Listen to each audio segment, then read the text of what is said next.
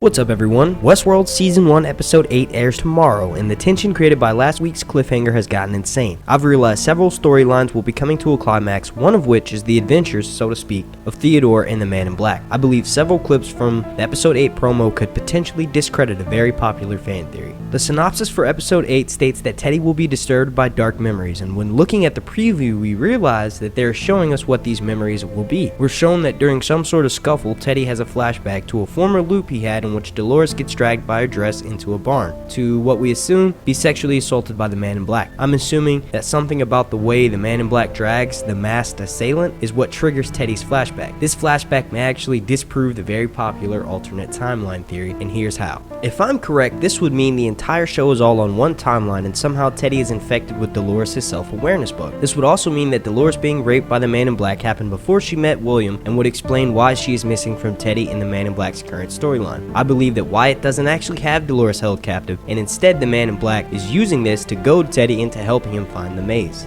To add to that theory, Dolores has had flashbacks of being raped by the Man in Black after she met William. I believe that the reason Dolores broke free of her loop was due in part from the constant assault from the Man in Black.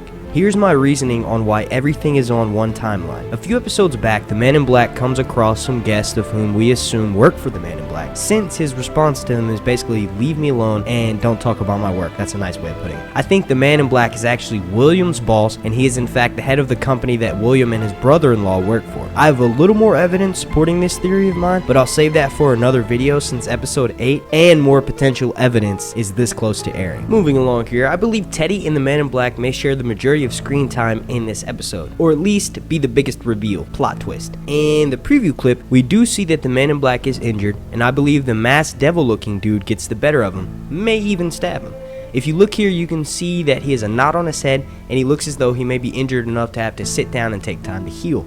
This is interesting since, if he is stabbed or severely injured, the damage was done by a host.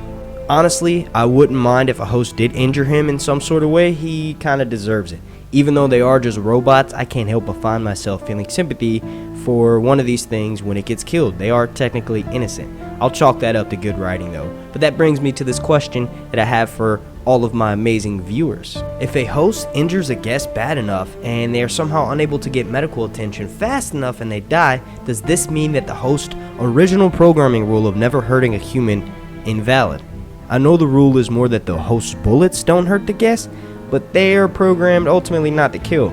Let me know your thoughts on if this rule is technically broken or if you think this scenario would never happen down below in that comment section. Lastly, one of the major things I'm excited about this episode is the fact that we may be potentially getting answers on if Robert knows about what's going on with Maeve. Maeve is probably one of my favorite characters on the entire show, and the obvious answer would be no, since Maeve has not been stopped from doing what she's doing. But I think it's a little bit deeper than that. We know that Ford has been controlling Bernard this whole time, so that means Ford was behind all those conversations Bernard had with Dolores. My theory is that I think Felix is a host built by Ford personally, and his backstory is that he wants to move up to a better position in the company, and this is why we see him attempting to reanimate a bird.